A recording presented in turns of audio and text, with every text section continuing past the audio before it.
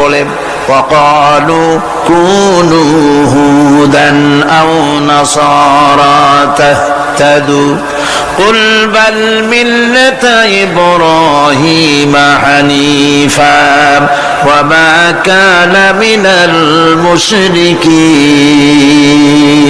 ইহুদিরা বলে ইহুদি হও তবেই তোমরা সঠিক পথ পাবা, খ্রিস্টানেরা বলে খ্রিস্টান হও তবেই তোমরা সঠিক পথ প্রাপ্ত হবে।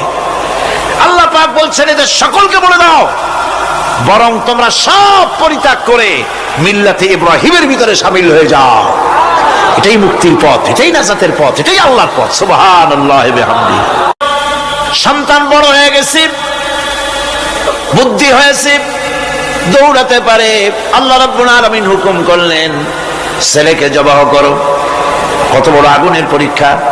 কোরআন শরীফ বলছে হযরত ইব্রাহিম আলাইহিস সালাম নিজের ছেলেকে ডেকে নিয়ে বললেন ইয়া বুনাইয়া ইন্নী আরা ফিল মানামি আন্নী আযবাহু ফানজুর মাযা তারা।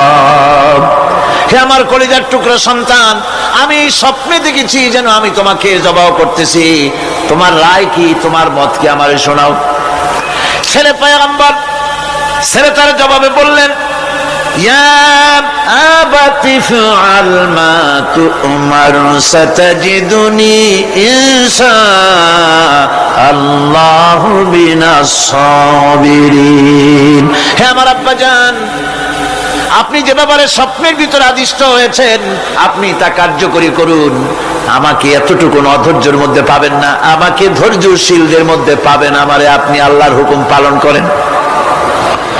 আল্লাহ পাক শোনাচ্ছেন ফালাম্মা আসলামা ওয়া তাল্লাহু লিল জাবিন।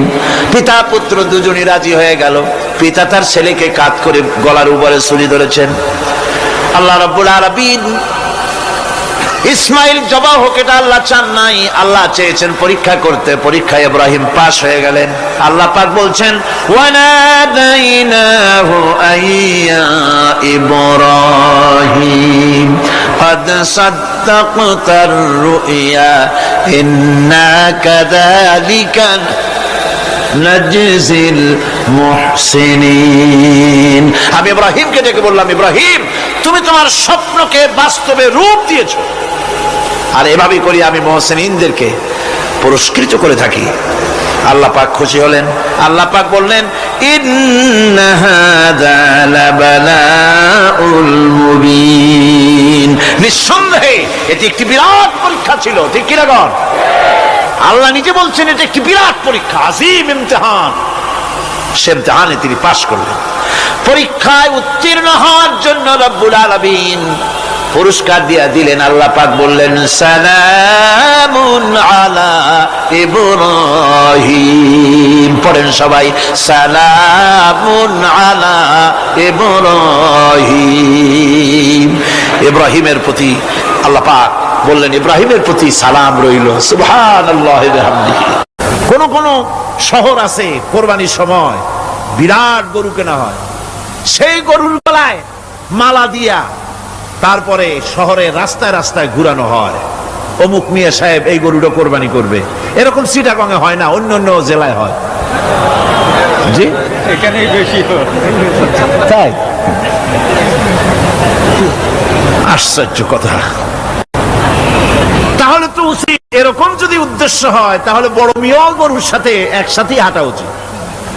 লোকেরা বুঝুক কোন বড় মিয়া আর কোন বড় গরু। আপনি এটা করলেন কি জন্যে? এই কাজটা তো নিন্দনীয় কাজ। আর প্রতিযোগিতামূলক কোরবানি করা, প্রতিযোগিতামূলক 35,000 টাকার গরু কোরবানি করা হলো, মানে নাই।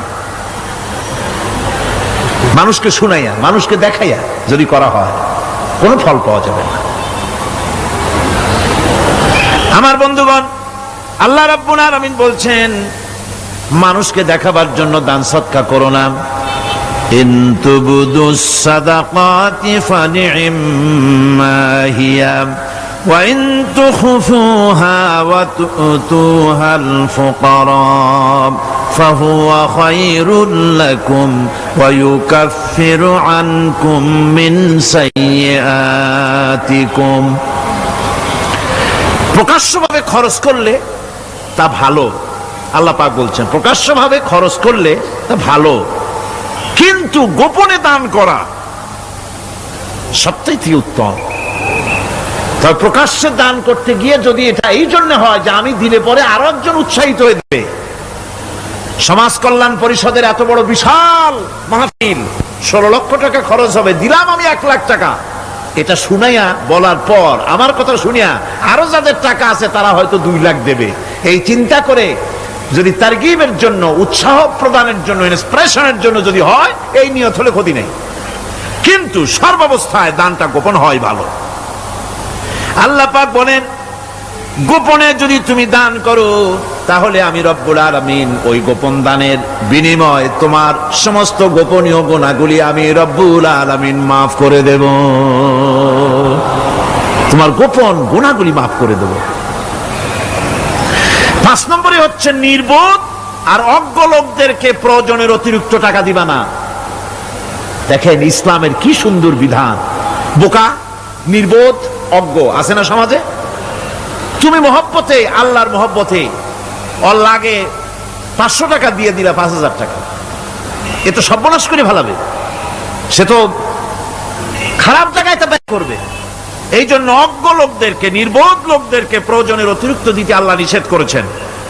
তবে আল্লাহর ইচ্ছা হচ্ছে এই যে যত বড় পাপী হোক আর যত বড় খোদাদ্রোহী হোক না কেন, প্রত্যেকের খাওয়া, পড়া, শিক্ষা, চিকিৎসা গ্যারান্টি দিতে হবে। সুবহানাল্লাহ। কোন এর নাম তো আল্লাহ, এর নাম কি? আল্লাহ পাক, যার ভেতরে কোনো কার্পণ্যতা নাই। আল্লাহরে মানলেও আল্লাহ খাইতে দেন, না মানলেও দেন, সকলকেই দেন সমভাবে।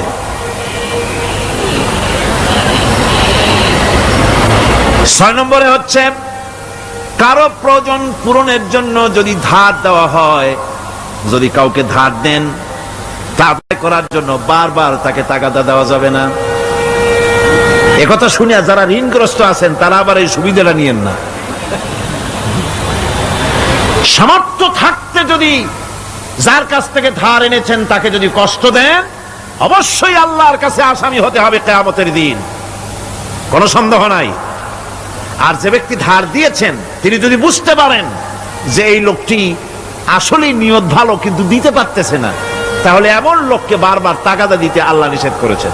তাকে শরম দিও না, তাকে সময় দাও। وَإِنْ كَانَ ذُو عُسْرَةٍ فَنَذِرَةٌ إِلَى مَيْسَرَةٍ وَأَنْ تَصَدَّقُوا خَيْرٌ لَكُمْ إِنْ كُنْتُمْ تَعْلَمُونَ। ঋণগ্রস্ত ব্যক্তির আর্থিক অবস্থা খারাপ হলে সচ্ছল হওয়া পর্যন্ত তাকে সময় দাও, আর তাকে যদি ক্ষমা করে দিতে পারো সেটা তো অনেক ভালো কথা, আল্লাহ তোমার প্রতি রহম করবেন। যদি ক্ষমার তাকে যদি সে দিতেই পারবে না এমন অবস্থা যদি হয়, তাহলে তাকে তুমি ক্ষমা করে দিও। কিছু সংখ্যক লোক আছে যারা ধার নিয়ে আসলে ফাঁকি দিতে চায়, আছে না এমন সমাজে? না নাই? কিছু লোক আছে ধার নেয়, ভাই দেব 1 মাসের মধ্যে, কোনো সন্দেহ নাই। 6 মাস যায় তারপরেও দেয় না, অন্য কাজ করে মিটাই, অন্য কাজ মিটায়, কিন্তু এর টাকা পরিশোধ করে না। এরকম লোকও আছে, তারা আল্লাহর কাছে দায়ী হবে। একবার পত্রিকায় দেখেছিলাম কার বাড়িতে কার্টুন দিয়েছে, বাড়িতে বিরাট সাইনবোর্ড লাগাইছে কুকুর হইতে সাবধান। তার বন্ধু বলছে ভাই তুমি কুকুর কিনলে কবে? কয় যে না কুকুর কিনি নাই, সাইনবোর্ড লাগাইছি পাওনাদারদেরকে ঠেকাবার জন্য, যাতে সহজে বাড়ির মধ্যে না ঢোকে। তো এই চালাকিটা আর কেউ বুঝুক আর না বুঝুক, আল্লাহ পাক তো খুব ভালো করেই বোঝেন। 7 নম্বরের কথা হলো দান করার ব্যাপারে, যে আপনি দান করতে করতে যা আছে সব ফতুর করে ফেলাবেন, এটা কিন্তু ইসলাম চায় না। আপনার সন্তান সন্ততিকে বঞ্চিত করে, স্ত্রী পুত্রকে বঞ্চিত করে সমানে দান করবেন, ঘরে না খায়া থাকবেন, এই অবস্থা যেন না হয়। খরচ করবেন কি? আল্লাহ পাক বলছেন وَيَسْأَلُونَكَ مَاذَا يُنْفِقُونَ قُلِ الْعَفْوَ। নবী আপনাকে প্রশ্ন করা হয় কি খরচ করব, আপনি বলুন প্রয়োজনের অতিরিক্ত জিনিস যেটা আছে সেটাই আল্লাহর জন্য খরচ করে দাও। তোমার প্রয়োজন যখন মিটে গেছে, ব্যাংকের মধ্যে অসংখ্য টাকা জমা রাখা খালি গুনতেছে বসে বসে, তা না করে অভাবগ্রস্ত মানুষদের প্রয়োজন মিটাও। খরচ করার ভিতরে আর খরচ না করার ভিতরে ভারসাম্য রক্ষা করতে হবে। ولا تجعل يدك مغلولة إلى عنقك ولا تبسطها كل البسط فتقعد ملوما محسورا। তোমাদের দানের হাত গুটায় একেবারে গলার সাথে বেঁধে রেখো না, আবার এমন বেশি ছেড়েও দিও না, কারণ এর ফলে তোমাকে অনুতপ্ত হওয়া লাগতে পারে, কার্পণ্যতাও না হয় আর দ্বিতীয় জমের মতো দিয়ে আর সব ফতুরু না হয়ে যাও। দুটোর মধ্যে ব্যালেন্স হতে হবে। আর 8 নম্বরে কথা হচ্ছে এই যে এই দানের উপযুক্ত কারা। আপনি তো যাকাত দিবেন কাদের, সে কথা আল্লাহ বলে দিয়েছেন, আগে বলা হয়েছে না? কয়টা খাতে দিবেন? মাশাআল্লাহ, মনে আছে আপনাদের। আর এমনি সাধারণ দান সাদকা কাদেরকে দিবেন, উপযুক্ত পাত্র কারা, তার একটা লিস্ট আল্লাহ দিচ্ছেন। وبالوالدين إحسانا وبذي القربى واليتامى والمساكين والجار ذي القربى। নিজের পিতামাতা, নিকট আত্মীয়, ইয়াতিম, মিসকিন এবং আত্মীয় প্রতিবেশী তাদেরকে দিবে। আমি কিন্তু এখন যাকাতের কথা বলছি না, মা বাপকে যাকাত দেওয়া যাবে না। এটা হচ্ছে দান, সহযোগিতা করা, ইহসান করা। এই ইহসান মা বাপকে, প্রতিবেশী আত্মীয় যারা, মিসকিন যারা, এতিম যারা, অনাত্মীয় প্রতিবেশী যারা, চলার সাথী, প্রবাসী এবং নিজের চাকর চাকরানি যা কিছু আছে, এই সকলকেই এই সাহায্য করতে হবে, একথা আল্লাহ বলে দিয়েছেন। এবং আমরা যে আয়াত আলোচনা করতেছি সে আয়াতের ভিতরেও এই ফেরেশতা আল্লাহ পাক বলে দিয়েছেন।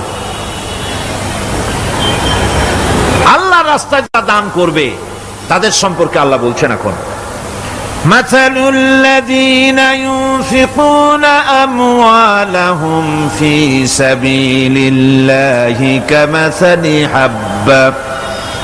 আল্লাহর রাস্তায় খরচ করা এর দৃষ্টান্ত হলো একটা দানার মতো, যেই দানাটা থেকে 7টা ডাল বেরিয়ে গেল। في كل سنبلة 100 حبة। একটা দানা থেকে 7টা ডাল বেরোলো, এক একটা ডালে 100 করে দানা হলো, সব মিলাইয়া 700 দানা হয়ে গেল। والله يضاعف لمن يشاء والله واسع عليم। আল্লাহ পাক বলেন এই পৃথিবীতে একটা দানায় 700 দানা যে আল্লাহ রব্বুল আলামিন তোমার হাতে ধরায় দিলেন, সে আল্লাহ পাকের ব্যাংকে যদি টাকা জমা রাখো, আল্লাহর রাস্তায় যদি খরচ করো, 700 গুণ বাড়াইয়া আল্লাহ তোমার হাতে ধরাইয়া দিবেন। আল্লাহু ইউদাইফু লিমান ইয়াশা, আর আল্লাহ ইচ্ছে করলে এর থেকেও বেশি তোমাকে দান করবেন। সুবহানাল্লাহ, কোন জোরে। আর এই দান করতে হবে মরার আগে। কোন সময় দেবেন কোন? আমার দেশে বহু মুসলমান আছে যারা বলে, হুজুর আসি আপনাদের পিছনে, যা বলেন আসি, জীবন দিয়া দেব। এরা খুব চালাক, জীবন দিতে চায়, মাল দিতে চায় না। আল্লাহ তো আগে জীবন চায় নাই, আল্লাহ আগে কি চেয়েছেন? কোন আল্লাহ আগে কি চেয়েছেন? আল্লাহ চেয়েছেন মাল। وتجاهدون في سبيل الله بأموالكم وأنفسكم। আল্লাহ পাক বলেন জিহাদ করো আমার রাস্তায় মাল দিয়ে আর জান দিয়ে। মাল দাও আগে, মাল না দিয়া যদি আগে মরে যাও, মালটা তো থেকেই গেল। সুতরাং মাল আগে আমার রাস্তায় দাও। দেবা কখন? মরার আগে দাও। وأنفقوا مما رزقناكم من قبل أن يأتي أحدكم الموت। আমার রাস্তায় খরচ করো মৃত্যু আসার আগে। فيقول رب لولا أخرتني إلى أجل قريب। যদি মরার আগে না দাও, মৃত্যুর সময়, মৃত্যু যখন এসে গেল, সেই সময় যদি বলো, অনুশোচনা যদি করো, আহারে যদি আমি সময় পাইতাম, একটু খানিক যদি সময় দিতে আল্লাহ, একটু সময় আমারে যদি দাও, ফাসাদ্দাকা ওয়া আকুম মিনাস সলিহিন, দান সদকা করব, সব আল্লাহর রাস্তায় দিয়ে দেব, আর আমি সালেহ বান্দাদের মধ্যে শামিল হয়ে যাব। আল্লাহ একটু সময় আমারে দাও। আল্লাহ পাক বলছেন, ওয়ালা ইউআখিরাল্লাহু নাফসান ইযা জাআ আজালুহা আল্লাহু খাবীরুম বিমা তা'মালুন। মৃত্যুর নির্ধারিত সময় আসলে এক সেকেন্ড আগে পাশে করা হবে না। সুতরাং মৃত্যুর আগে খরচ করো। আপনি মনে করবেন যে আপনি মরে গেলে পরে আপনার ছেলে মেয়ে আপনার জন্য করবে, খরচ করবে। হ্যাঁ করবে ঠিক, মরার পরে কুলখানির পরে 40, তারপরে শেষ, এরপর আর করবে না। আপনার ছেলে মেয়ে যে আপনার জন্য করবে তার প্রমাণ তো আপনি নিজে। আপনি আপনার ছেলের মেয়ের জন্য কি করেছেন? আপনার মা বাবার জন্য কি করছেন? আপনার মা বাবার জন্য যদি আপনি কিছু না করে থাকেন, আপনার ছেলে মেয়ে আপনার জন্য করবে না। সুতরাং নিজের কাজ নিজে করেন। আপনার পিঠ যদি চুলকায়, আর নাতিরে যদি বলেন নাতি পিঠটা চুলকায় দাও, সে যে জায়গা চুলকাবে আপনি করবেন উত্তর দিকে, সেই উত্তর দিকে, দক্ষিণ দিকে, উপরে, নিচে, পিঠে, পাশার কাছে, যে জায়গায় আঙ্গুল দেবে আপনি করবেন ওখানে না, আবার আরেকটু উপরে দাও, আরেকটু পাশে দাও, জায়গা মতো পড়বেই না। আর কষ্ট করে নিজের হাতটা যদি পৌঁছাইতে পারেন জায়গা মতো পড়ে, একবার চুলকানি মারলেই চুলকানি শেষ, ঠিক কিনা? সুতরাং আপনি অন্যের উপরে ভরসা না করে নিজের খরচ নিজেই করে যান, নিজের কাজ নিজে করে যান, আল্লাহর রাস্তায় খরচ করে যান, বেশি পরিমাণে খরচ করেন। যত খরচ করবেন আল্লাহ রাব্বুল আলামিন রাজি হয়ে যাবে। কোন সুবহানাল্লাহ। যাকাত কোথায় কোথায় ব্যয় করবেন, কারে কারে দিবেন? আল্লাহ রাব্বুল আলামিন বলেন, ইন্নামাস সাদাকাতু লিল ফুকারাই ওয়াল মাসাকিন ওয়াল আমিলিনা আলাইহা ওয়াল মুআল্লাফাতি কুলুবুহুম ওয়া ফির রিকাব والغارمين وفي سبيل الله وابن السبيل فريضة من الله والله عليم حكيم।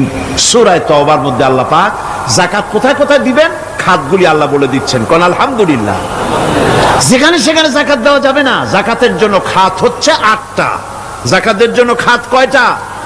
8টা। 8টি খাতে আপনার যাকাতের টাকা আপনি ব্যবহার করবেন, ব্যয় করবেন। প্রথম দিবেন ফকিরদেরকে। প্রথম দিবেন কাদেরকে? ফকির। ফকির কারা? ফকির হচ্ছে নিজের জীবন জীবিকায় অন্যের মুখাপেক্ষী।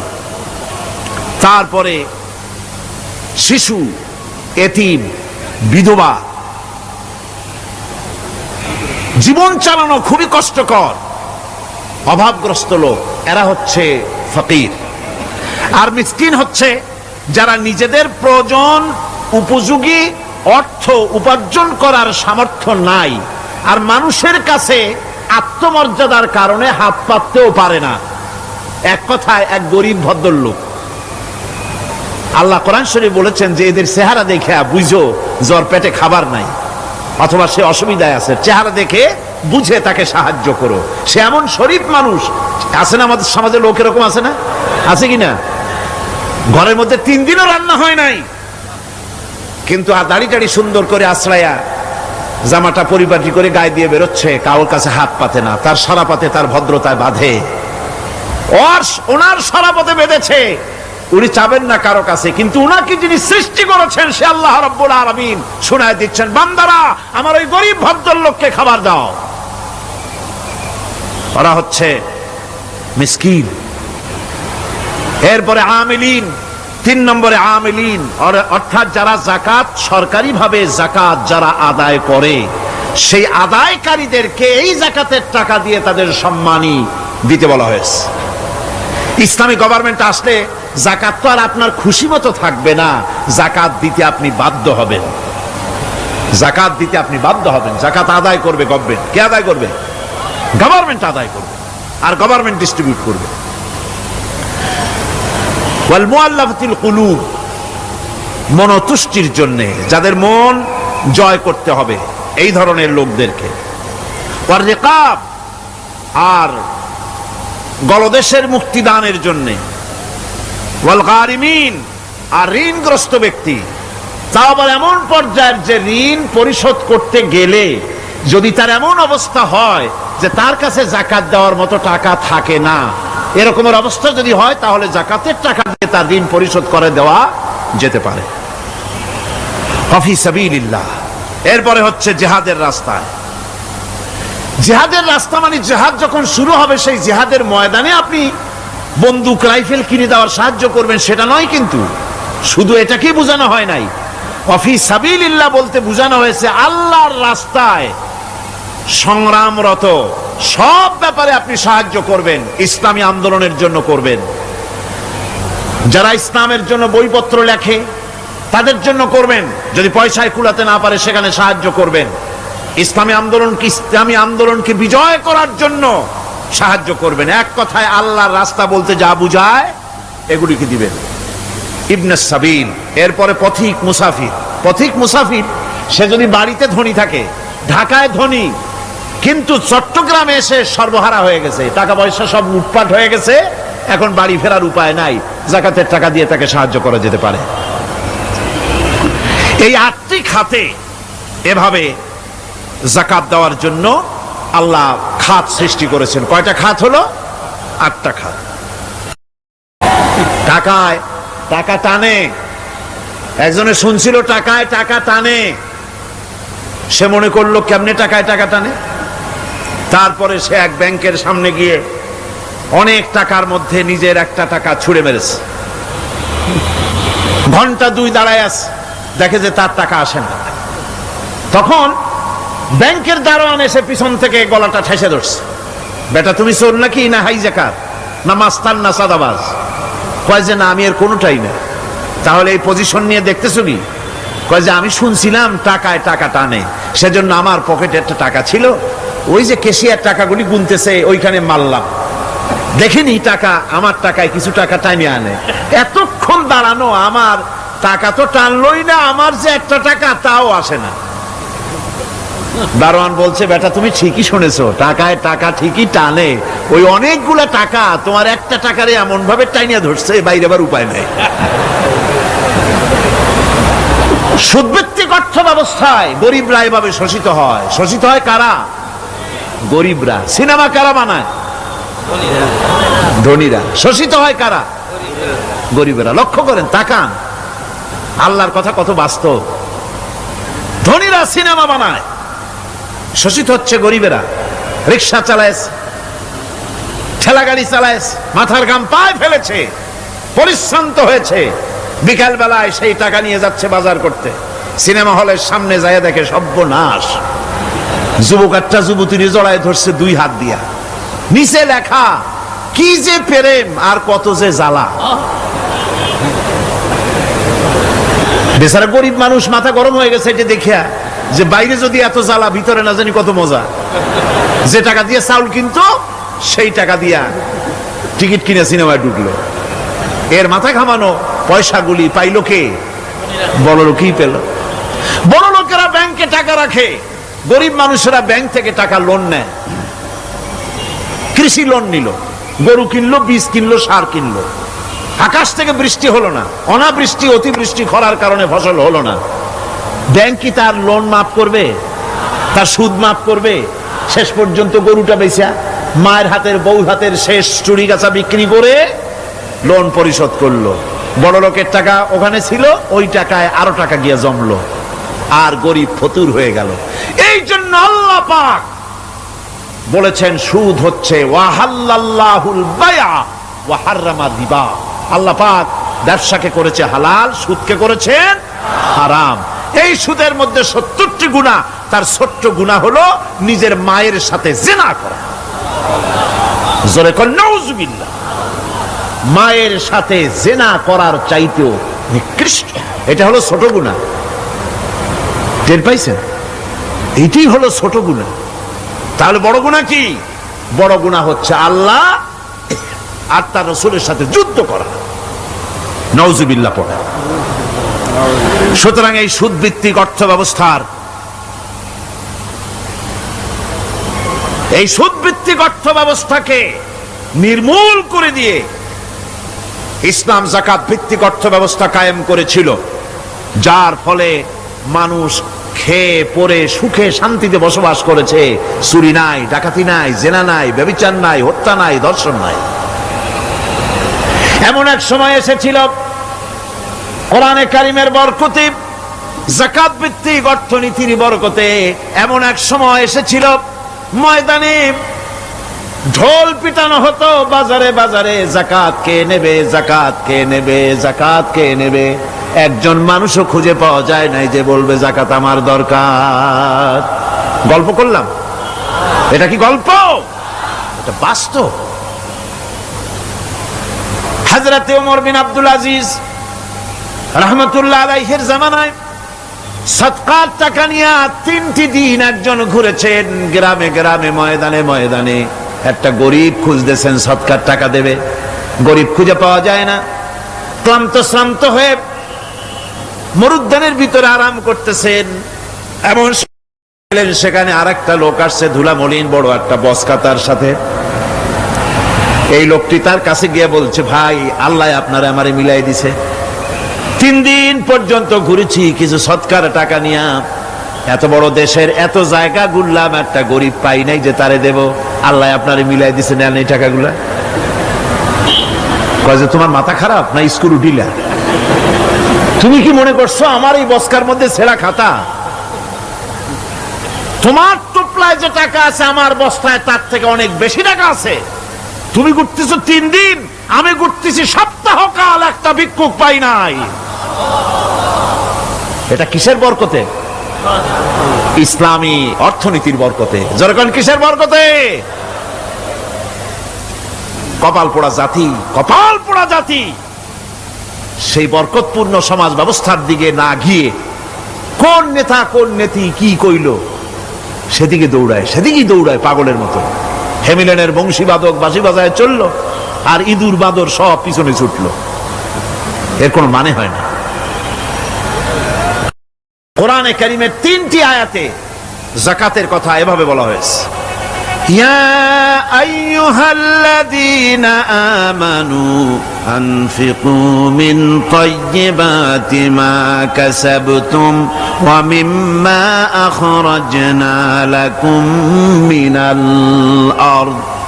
হে ইমানদার লোকেরা, তোমরা যে সব পবিত্র অর্থ সম্পদ উপার্জন করো সেগুলি, এবং আমি জমিন থেকে তোমাদের যে ফসল দান করি, ফসল উৎপাদন করে দেই, তার থেকে তোমরা আল্লাহর পথে খরচ করো। এগুলো 1 নম্বর আয়াত। 2 নম্বর, প্রথম আয়াত বলা হয়েছে সূরা বাকারায়, আর সূরা আনআমে বলা হচ্ছে কুলু মিন সামারিহি ইযা আসমারা ওয়া আতু হাক্কাহু ইয়াওমা হাসাদিহি। তার উৎপাদিত ফল ফসল তোমরা খাও, আর ফসলের একটি অংশ ফসল কাটার দিনেই আল্লাহর হকটা, আল্লাহর অধিকারটা আদায় করে দাও। যেদিন তোমরা ফসল কাটবে সেদিনই অধিকারটা আদায় করে দাও। এই যে একটা ফরজ, এই ফরজটা মুসলমানেরা বেমালুম ভুলে গিয়েছে। ফসলের যাকাত তারা দেয় না। ফসলের যাকাতকে বলা হয় ওশর। কি বলা হয়? ওশর। এই ওশর, এখন যদি আপনি গ্রামে গিয়া কোন শিক্ষিত লোককেও যদি জিজ্ঞেস করেন, ভাই ওশর কি চেনো? সে বলবে, ভাই ওশর এটা কি জাতীয় প্রাণী, সারপোকা না তেলাপোকা না আরশোলা, আমি তো এই নামটাম তেমন শুনি টুনি নাই, বুঝবি না ওশরটা কি জিনিস। অথচ নামাজ রোজার মতোই ফরজ ওশর আদায় করা। কবে আদায় করবেন? যেদিন আপনি ফসল কাটবেন সেই দিনই ওশর আদায় করে দিবেন। পরিমাণটা কি হবে? পরিমাণ হবে আকাশের বৃষ্টির পানি দিয়ে, আকাশের বৃষ্টির পানি দিয়া যদি ফসল হয় তাহলে দিবেন 10 ভাগের 1 ভাগ। 10 মণ যদি ধান হয়, গম হয়, ডাল হয়, 1 মণ আল্লাহর অধিকার আদায় করে দিবেন। অধিকারটা কার? আল্লাহ কি করবে দিয়া? আল্লাহর অধিকার মানে গরিবের অধিকার, গরিবের হক। এই অধিকারটা আদায় করে দাও। 10 মণ হলে কয় মণ? কি হলে? যদি আকাশের বৃষ্টির পানিতে হয়। আর যদি আপনার সেচের মাধ্যমে হয়, সেচ পরিকল্পনার মাধ্যমে পয়সা খরচ করে পেট্রোল ডিজেল লাগায়া ইঞ্জিন চালায়া পানি উঠাইয়া কষ্ট করে ফসল ফলাইছেন, তাহলে আল্লাহ পাক বলছেন 10 মণে 1 মণ দেওয়া লাগবে না, তোমার খরচ হইছে বেশি। বান্দারে, তোমার উপরে আল্লাহ পাক জুলুম করবেন না, এবার 20 মণ হলে তার থেকে 1 মণ দিও। সুবহানাল্লাহ। ওয়ামাল্লাহু বিযাল্লামিল লিল আবিদ। আল্লাহ রাব্বুল আলামিন তার বান্দার উপর জুলুম করেন না। সুবহানাল্লাহ কোন। এইভাবে করে ওসরের যাকাতটা তোমরা ঠিকমতো আদায় করে দিও। ওসরটা দিও, ফসলের ওসর দিও আর টাকার যাকাত দিয়ে দিও। যারা এটা দিবে না তাদের সম্পর্কে আল্লাহ পাক সূরা তওবার ভিতরে বলেছেন, ওয়াল্লাযীনা ইয়াকনিজুনা আয-যাহাবা ওয়াল ফিদ্দাতা ওয়া লা ইউনফিকুনাহা ফি সাবিলিল্লাহি ফাবাশশিরহুম বিআযাবিন আলীম। যারা নাকি স্বর্ণ এবং রৌপ্যকে সঞ্চয় করে, জমা করে, ওয়ালা ইউনফিকুনাহা ফি সাবিলিল্লাহ, আর আল্লাহর রাস্তায় তা খরচ করে না, ফাবাশশিরহুম বিআযাবিন আলীম, তাদেরকে কঠিন পীড়াদায়ক শাস্তির সুসংবাদ দাও। পীড়াদায়ক শাস্তির কি দাও? শাস্তির কি সুসংবাদ হয় নাকি? হয়তো উচিত ছিল শাস্তির দুঃসংবাদ শোনাও, না, আল্লাহ বলছেন সুসংবাদ শোনাও। এটার দৃষ্টান্তটা আমার ভাষায় আমি মানুষকে এভাবে বুঝাই। ছেলে খুব দুষ্ট, দুষ্টামির ঠেলায় অস্থির, তার মা মোটেই সামলাতে পারছে না। তখন মা বলে, বেটা আমার কথা তো শুনলি না, তোর বাবা আসুক, তারপরে আমি তারে নালিশ করব। এমন পিট্টি দেবে, মজা টের পাবি। তখন পিট্টি দিলে কি মজা লাগে নাকি? তার মানে শাস্তির তীব্রতা বুঝাবার জন্য বলা হচ্ছে, মজাটা টের পাবা। আল্লাহ রাব্বুল আলামিন বলছেন, কঠিন পীড়াদায়ক শাস্তির সুসংবাদ ওদের দাও, সোনা রূপা যারা জমা করে রাখে, যাকাত দেয় না, আল্লাহর রাস্তায় খরচ করে না। সোনা এখন পুরুষেরাও ব্যবহার করা আরম্ভ করছে। অবশ্য চিটাগংয়ে এমন কাম শুরু হয় নাই। ছাত্র, শিক্ষক, অফিসার গলা একটা সোনার চেন, শীতের দিনেও সামনের বোতাম খুলে রাখে যাতে চেনটা সকলে দেখে। মিয়া সাহেব, এটা সোনার চেন না, জাহান্নামের আগুনের শিকল পড়েছ। পুরুষের জন্য এক রত্তি সোনাও হারাম। তোমার শরীরের সৌন্দর্য বাড়াবার জন্য স্বর্ণ ব্যবহার করতে পারবা না। স্বর্ণ রৌপ্য জমা করলো আর আল্লাহর রাস্তায় খরচ করলো না। রব্বুল আলামিন বলেন, ইয়াউমা ইউহমা আলাইহা ফি নারি জাহান্নামা ফাতুকওয়া বিহা জিবাহুহুম ওয়া জুনুবুহুম ওয়া যুহুরুহুম। একদিন আসবে এমন, যেদিন এই সঞ্চিত ধনরাশি, সোনা দানাগুলি জাহান্নামের আগুন দিয়ে জ্বালানো হবে। আর জাহান্নামের আগুন দিয়ে জ্বালায়া এইগুলি দিয়ে তার পিঠের উপরে আর পাঁজরে সিল মারা হবে জাহান্নামের আগুন দিয়া। বলা হবে, হাদা মা কানাজতুম লিআনফুসিকুম ফাযুকু মা কুনতুম তাকনিজুন। মজা চাখো, স্বাদ গ্রহণ করো, এ হলো তোমার সেই সঞ্চিত সম্পদ, সঞ্চিত ধনরাশি যা তুমি জমা করেছো আর আল্লাহর রাস্তায় খরচ করনি। এখন এর শাস্তি গ্রহণ করো। সুতরাং সঞ্চয় করা, মাল জমা করা এক শ্রেণীর লোক আছে। আল্লাহ পাক বলছেন, আল্লাযী জামা মালান ওয়া আদ্দাদা, মাল জমা করে আর মোছে তেল মাখে। টেলিফোন করে, হ্যালো, সোনালী ব্যাংকের ম্যানেজার সাহেব নাকি? বলে, হ্যাঁ, দেখুন তো আমার ব্যালেন্সটা কত। উনি বললেন, বল্টু সাহেব, আপনার ব্যালেন্স হচ্ছে 50,77,372 টাকা 79 পয়সা। তখন মোজ ঘষে, আতর লাগায়, তেল মাখে আর মনে মনে আনন্দ হয়, আরো কিছু জমা করতে পারলেই তো কঠিন কোটায় পৌঁছে যাব। আল্লাযী জামা মালান ওয়া আদ্দাদা, মাল জমা করে আর গুনতে থাকে, আল্লাহর রাস্তায় খরচ করে না। আল্লাহ রাব্বুল আলামিন বলছেন, খুয মিন আমওয়ালিহিম সাদাকাতান তুতাহহিরুহুম ওয়া তুযাক্কিহিম বিহা, তাদের অর্থ সম্পদ থেকে যাকাত উসুল করে তাদেরকে পবিত্র করে দাও। যাকাত আদায় করার মানেই হলো তার সম্পদগুলি পাক হয়ে গেল। কোন আলহামদুলিল্লাহ, সম্পদ পাক হয়ে গেল, পবিত্র হয়ে গেল। আর যেই সম্পদের যাকাত দেওয়া হয় না, আল্লাহর রাস্তায় খরচ করা হয় না, তা সম্পূর্ণরূপে অপবিত্র, নাপাক। কি পরিমাণ সম্পদের নিসাবটা কেমন হবে? নিসাব হবে 52.5 তোলা রৌপ্য যদি আপনার কাছে থাকে, আপনি বাজার দর হিসাবে যাকাত দিবেন। স্বর্ণ 7.5 তোলা পর্যন্ত যদি হয়ে যায়, তাহলে অবশ্যই বাজার দর হিসাবে প্রতি বছর তার যাকাত দিবেন। ছাগল যদি 40টা থাকে, যাকাত দিবেন। গরু যদি 30টা থাকে, তাহলে যাকাত দিবেন। যাকাতের মাসলাটা খুবই কঠিন, যেখানে সেখানে গিয়ে জিজ্ঞেস করে এর জবাব পাওয়া সুকঠিন হয়ে যাবে। এই জন্য মাল পবিত্র করার জন্য, জাহান্নামের কঠিন শাস্তি থেকে বাঁচার জন্য আমি আপনাদেরকে উপদেশ দেব, সাজেশন করব, পরামর্শ দেব একটা বই পড়ার জন্য। বইটা লেখক হচ্ছেন আল্লামা ইউসুফ আল কারজাবী। বর্তমান আসরে, এই বর্তমান বিশ্বের একজন সাহসী মুফাক্কির ইসলাম, কাতার ইউনিভার্সিটির শরিয়া ফ্যাকাল্টির ডিন। তার লেখা ফিকহুজ যাকাত,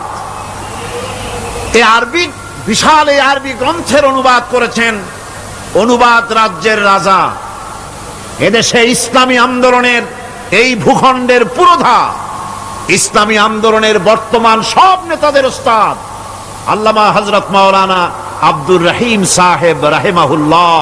আল্লাহ তাকে জান্নাতুল ফেরদাউসের মেহমান বানায় নিক, জোরে কোন আমিন। তিনি এটার অনুবাদ করেছেন, ইসলামে যাকাতের বিধান। ইসলামে, নামটা মনে রাখেন, ইসলামে যাকাতের বিধান। ইসলামী ফাউন্ডেশন বইটা বের করেছে, এত বড় 2টি খণ্ড। এই বইটি আপনারা সংগ্রহ করবেন।